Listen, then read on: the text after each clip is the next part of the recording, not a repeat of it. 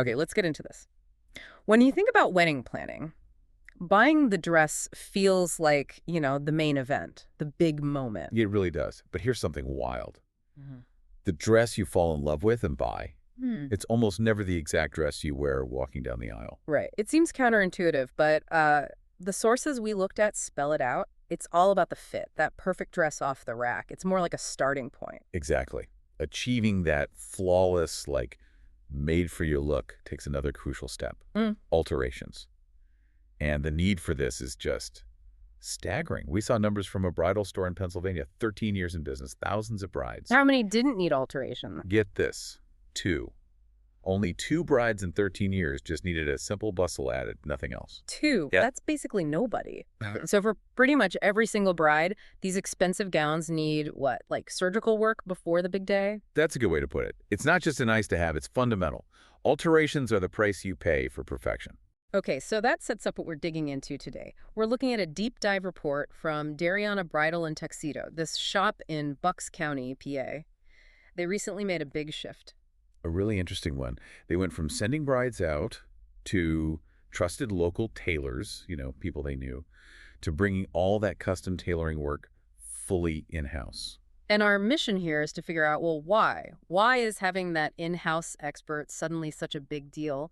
What are you actually paying for with these sometimes eye-watering costs? And crucially, what's the timeline? What do you, the listener, need to know about the logistics of getting that dress ready? This whole story really shines a light on how businesses adapt when they really listen to what their customers are asking for. Convenience is king, it seems. Well, traditionally the model made sense. The store, being a small business, likes supporting other local businesses, often female-owned shops run by friends they'd known for ages. So they trusted the referrals. Implicitly, it was a community thing supporting their network. Great quality work, no doubt. But something changed. Even with good referrals, customers started wanting something more integrated. Yeah, the feedback got louder, as the owner put it. People found juggling appointments between the shop and a separate tailor. Well, kind of stressful, time-consuming. I can see that. Another thing to coordinate. Exactly. The consistent message was, it would just be so much more convenient, to have everything under one roof. That friction point became a real pain point for brides. So the store listened. This operational change, bringing tailoring inside, it was directly driven by that demand for a smoother process. One-stop shopping. Totally market-driven. Customers wanted seamless. And funny enough, the moment the owners decided, okay, we need an in-house person, the right talent just appeared. Yeah, the person they hired, Rebekah Peterson. Her background is seriously impressive. Not just experience, but top-tier training. Oh, yeah. She went to Parsons School of Design in New York. Super competitive place. Wow, Parsons. Okay. And she's got real-world cred, too. She was actually accepted as a contestant on Project Runway. No kidding. Project Runway. Yep. And before joining Darianna, she was the head seamstress at another well-known bridal place in Western PA. So she walked in knowing the complexities of these gowns inside out. The story of how they hired her is pretty cool, too. The source calls it a serendipitous text message. Right. The owner had just decided finding a seamstress was their absolute top priority. Put it on the to-do list that morning. And then Rebekah sends a text to the store. They thought she was a bride at first. She was just asking if they had an in-house seamstress because she was looking for work in the area. That's uncanny timing. The owner took it as a sign, this change was meant to happen now. Yeah. It really shows how ready the market and the business were for this shift. It's a great story, but okay, solving the logistics, the convenience factor, that's one thing. Now we have to talk about the elephant in the room. The cost. Yeah, the cost. That moment when you realize the alterations might cost as much as, I don't know, a fancy weekend away. The sources say customers often feel the pricing is just out of hand. And you can see why that perception exists based on the old models. There were basically 2 ways it usually worked. First, some shops offer a flat fee. Sounds good, right? Seems straightforward, like $700, maybe up to $1,000. Something like that. But here's the catch. That flat fee, it usually only covers the absolute basics. A simple hem, maybe taking the sides in a bit. So anything more complex, like fancy bustles or major resizing? That's extra. It's an add-on. So that nice flat fee can climb pretty quickly once you get into the specifics of what your dress needs. Okay, so potential cost creep there. What was the other model? Using an independent seamstress, often really talented people, but operating outside the bridal shop. Customers sometimes felt the pricing was, well, let's just say unreasonable. And harder to manage. More coordination, travel. Exactly. Less accountability maybe, perceived or real. And just the hassle factor added to the feeling that the cost didn't quite line up with the experience. But hold on. If the store was already sending brides to skilled people they trusted, isn't the only new thing here the convenience? Are people just paying a huge premium to have the seamstress physically in the building? That's a really fair point. And if it were just about location, it wouldn't be a strong value proposition. But it's more than proximity. What you're paying for, fundamentally, is time, yes, but also highly specialized talent. Okay.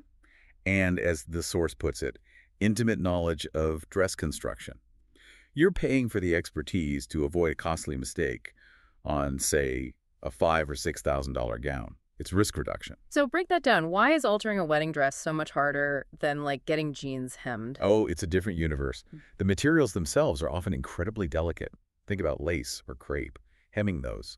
It's not just cutting fabric. How so? Well, with lace, especially if it has appliques on the edge, you often have to painstakingly detach the lace pattern, hem the underlying fabric, and then carefully reattach the lace so it looks completely untouched. Wow, okay. And crepe.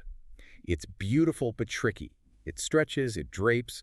If you don't hem it just right, it can pugger or hang completely wrong. It takes a really skilled hand. And I imagine beadwork is a whole other level of complexity. If you need to resize a bodice covered in tiny, intricate beads. Oh, absolutely. That's where the surgical precision idea comes in. It's not just cutting and sewing the seam. You might have to carefully remove hundreds, maybe thousands, of tiny beads along the seam line. One by one. Often, yes. Or very carefully work around them. Then adjust the underlying fabric, sew the new seam, and then meticulously reapply the beads, matching the original pattern perfectly. Maybe even sourcing identical replacement beads if needed. Okay, I'm starting to see why it costs what it costs. One slip up and you've potentially ruined a very expensive dress. Exactly. That intimate knowledge prevents those disasters. And then there's the artistry beyond just fitting, creating different bustle styles. You know, how the train gets hooked up for the reception. That changes the whole look. Right, there are different kinds, aren't there? Oh yeah, over bustles, under bustles like a French bustle. And then there's totally custom work. Adding sleeves to a sleeveless dress, changing a neckline, adding or removing layers from the skirt, that's moving into couture territory. So bringing it in-house, the store can be more transparent about these costs. That's the goal. They emphasize honest, reasonable pricing. And the huge benefit for you, the customer, is knowing the approximate alteration cost before you even commit to buying the dress. That is a big deal. It takes away a lot of the financial guesswork and potential shock later on. Definitely reduces that stress factor. Okay, so we understand the skill, the value, the cost justification. What about the practical side? When does all this happen? Let's talk logistics, the timeline. Right, the timeline is really built around giving the seamstress enough focus time to do high-quality work without rushing. For the main event, the bridal gown, the standard is your first fitting should be about 5 to 6 weeks before the wedding day. 5 to 6 weeks? Why that specific window? It allows enough time for the initial pinning, the actual sewing work, which can be complex, remember, and then leaves a buffer for a second fitting. Ah, the second fitting. For what? For tweaks. Yeah. You know, maybe after the main work is done, something needs a tiny adjustment. Having that second appointment built in ensures everything is absolutely perfect before the final pickup. Makes sense. So for that first fitting, what do you need to bring? The source mentions one absolute must-have. Yes. Non-negotiable. You must have your wedding shoes with you, the exact shoes you'll be wearing on the day. Why are the shoes so critical? Because the seamstress marks the hem length based on the height those shoes give you. If you bring different shoes later or no shoes, the hem will be wrong. Too long, you trip. Too short, it looks off. It affects the entire way the dress hangs. Got it. Shoes first. Then what happens at that appointment? Once the shoes are on, they'll pin the hem, precisely. Then they'll look at the fit through the body, pinning the sides if needed, adjusting straps or sleeves, checking the bust fit. And this is also when you discuss the bustle. Right, deciding how you want the train handled for the reception. Exactly. What style you prefer, how it works with the fabric and design of your specific dress. So that 5 to 6 week timeline sounds like a good rule of thumb. But are there exceptions? The sources mentioned something about weight changes. Yes, this is super important and needs a direct conversation with the seamstress. If a bride is actively losing weight week by week, maybe on a specific plan, or if they're on medication causing significant weekly fluctuations, gain or loss. Then the standard timeline doesn't work. It's risky. You don't want the seamstress to spend, say, 10 hours meticulously rebeading a seam, only for the bride's size to change dramatically a few weeks later. Right. All that work would be wasted or need redoing. Precisely. So in those specific cases, the fitting needs to be scheduled much closer to the actual wedding date. It's a judgment call made together to manage that risk. Good to know. And this kind of careful timing, it applies to others in the wedding party too. Generally, yes, for the mothers of the bride and groom. Their gowns are often quite formal, sometimes needing similar levels of detailed work. For bridesmaids or prom dresses, the timeline is usually a bit more flexible. Less complex construction, typically. Okay. So bringing this tailoring skill in-house didn't just benefit their brides, it actually expanded what the store could offer overall. Massively. While their own brides and families obviously get priority scheduling, they now offer these high-level alteration services to anyone in the wider Philadelphia area.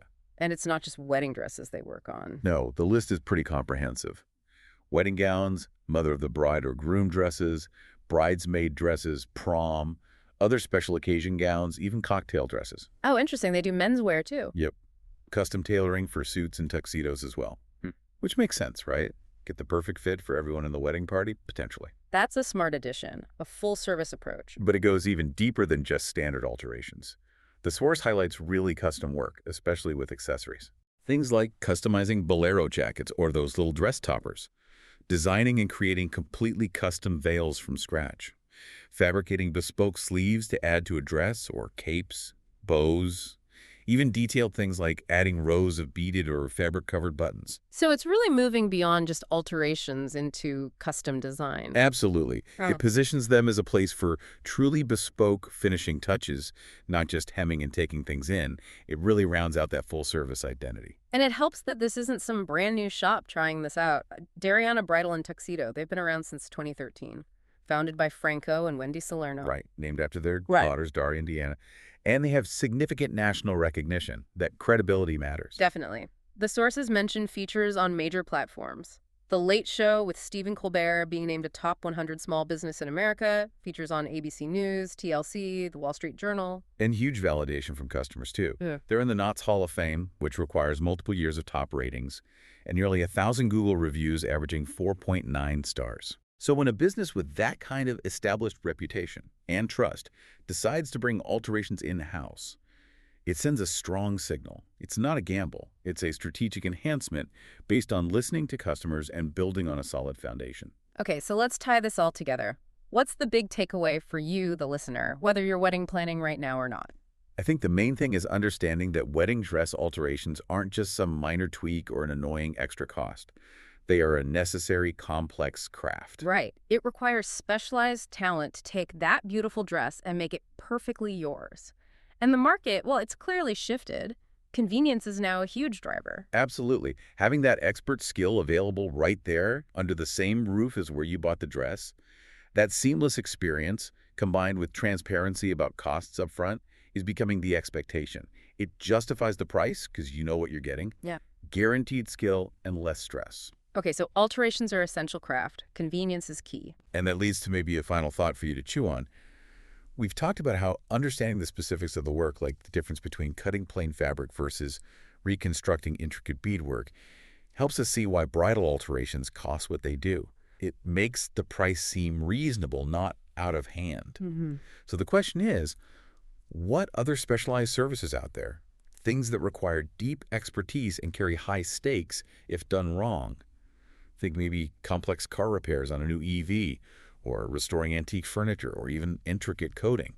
Do we tend to undervalue? You mean because we don't actually see the complexity? Exactly, because the intense skill, the hours of painstaking labor, the risk involved.